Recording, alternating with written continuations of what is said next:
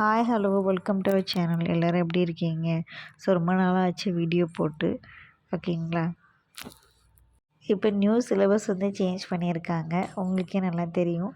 So நான் இப்போ என்ன பண்ணிகிட்ருக்கேன் அப்படின்னா, நியூ சிலபஸை வந்து டாபிக் வைஸாக ஓகேங்களா, அதை தான் வந்து எழுதிட்டுருக்கேன். ஏன் அப்படின்னா, நான் இது வந்து ஒரு பேராகிராஃப் மாதிரி கொடுத்துருந்தாங்க. ஸோ நமக்கு கொஞ்சம் அந்த டைட்டில் மாதிரி போட்டால் எந்த இதுலேருந்து கொஷின்ஸ் கேட்பாங்கங்கிறது நமக்கு கொஞ்சம் கிளியராக தெரியும். அதனால் நான் வந்து இதை மாதிரி எழுதிட்டுருக்கேன். ஓகேங்களா? நீங்களும் டைம் இருந்தால் இதுமாரி எழுதி வச்சுக்கோங்க. இல்லை நீங்கள் ஜெராக்ஸ் வேணாலும் போட்டுக்கலாம். என்னென்னா ஜெராக்ஸ் போட்டோம்னா அவங்க பேராகிராஃப் மாதிரி கொடுத்துருக்கிறதுனால டக்குன்னு நம்ம பார்க்க கன்ஃபியூஸ் ஆகும்.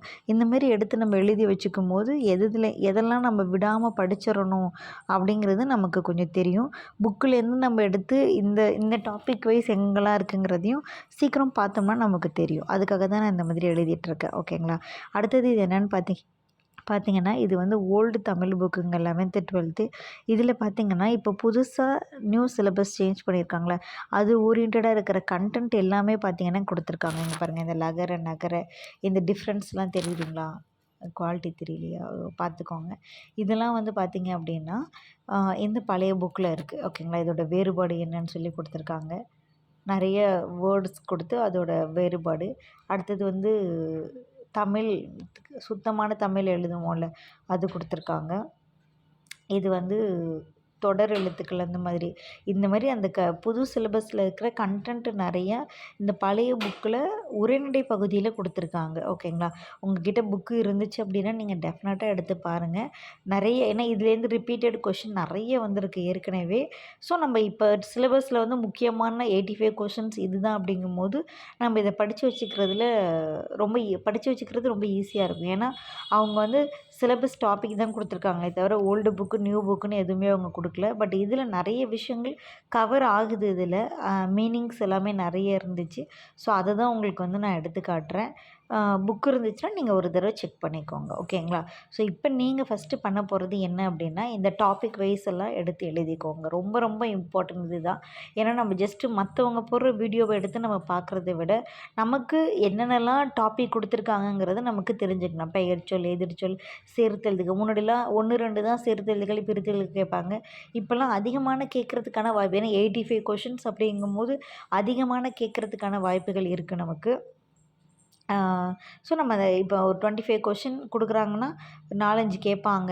அதுவும் கண்டிப்பாக கஷ்டமானது கேட்குறதுக்கான வாய்ப்புகளும் அதிகம். இந்த எக்ஸாமில் என்னென்னா சிலபஸ் வந்து ரொம்ப ஈஸி. ஓகேங்களா? பட் நமக்கு ட்விஸ்டடாக கேட்பாங்க, ரொம்ப கன்ஃப்யூஷாக இருக்கும். அது மட்டும் இல்லாமல் நமக்கு டைம் எடுக்கும். இந்த வரப்போகிற தமிழ் எக்ஸாமில் கண்டிப்பாக தமிழ் எடுக்குங்க. ஏன்னா கிராமர் கொஷின்ஸ் நிறைய கேட்க போகிறாங்க. இலக்கியம் அந்த இதுலேருந்துலாம் நமக்கு பார்ட்லேருந்து வெறும் 15 கொஷின்ஸ் தான் கேட்க போகிறாங்க. மற்றது எல்லாமே இதுலேருந்து தான் கேட்க போகிறாங்க. அப்படி இருக்கும்போது நம்ம இதில் வந்து மனப்பாடம் பண்ணுறதை விட எந்த அளவுக்கு ப்ராக்டிஸ் பண்ணுறோமோ அந்தளவுக்கு நம்ம இதில் டக்குன்னு நல்லா ஸ்கோர் பண்ண முடியும். ஓகேங்களா?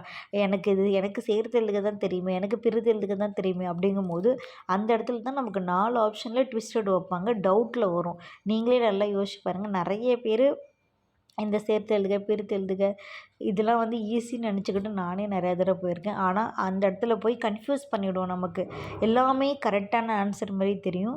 ஸோ அப்போ அங்கே தப்பு பண்ணிடுற மாதிரி நானே நிறைய தப்பு பண்ணியிருக்கேன். அதனால வந்து இதில் நம்ம எந்த அளவுக்கு வந்து ப்ராக்டிஸாக இருக்கிறோமோ அந்தளவுக்கு தான் நம்ம நல்ல மார்க் வந்து ஸ்கோர் பண்ண முடியும். எல்லோரும் சொல்கிறாங்க ரொம்ப ஈஸின்னு.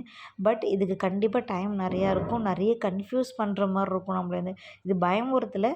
ஸோ நம்ம முன்னெச்சரிக்கையாகவே இதில் இருக்கிறதுல தப்பு கிடையாதுல்ல. ஃபஸ்ட்டு சிலபஸ் பண்ணும்போது கண்டிப்பாக இது நம்ம முன்னெச்சரிக்கையாக இருக்கணும். அதுக்காக தான் நான் உங்களுக்கு சொல்கிறேன். ஓகேங்களா? ஏன்னா எனக்கு எக்ஸ்பீரியன்ஸ்னால் இதிலலாம் நிறைய நான் தப்பு பண்ணியிருக்கேன். திருப்பி இதையே வந்து அதிகமான கொஷின்ஸ் கேட்கும்போது நம்ம அதை மிஸ்டேக் பண்ணக்கூடாது, கன்ஃப்யூஸ் ஆகிடக்கூடாது. அந்த இடத்துல டைம் அதிகமாக எடுத்துச்சுன்னா அடுத்த சப்ஜெக்டில் ஜிகேயில் வந்து நம்ம கம்மியாகிடக்கூடாது. ஸோ அதெல்லாம் நிறைய விஷயங்கள் இருக்குது இதில். ஸோ முடிஞ்ச அளவுக்கு தமிழில் வந்து நீங்கள் நிறைய ப்ராக்டிஸ் பண்ணுங்கள். இந்த தடவை மனப்பாடம் பண்ணுறதுக்கான வாய்ப்புகள் வந்து ரொம்ப கம்மி பண்ணிட்டாங்க. ஸோ இதில் நம்ம ப்ராக்டிஸ் பண்ண வேண்டியது தான் அதிகமாக இருக்கும். ஸோ முதல்ல இந்த டாபிக் வைஸ் நீங்கள் எழுதி வச்சுட்டு அப்புறம் புக்கில் இருக்கிறதெல்லாம் நீங்கள் தேடி கண்டுபிடிச்சி எழுதுங்க. ஓகேங்களா? தேங்க்யூ.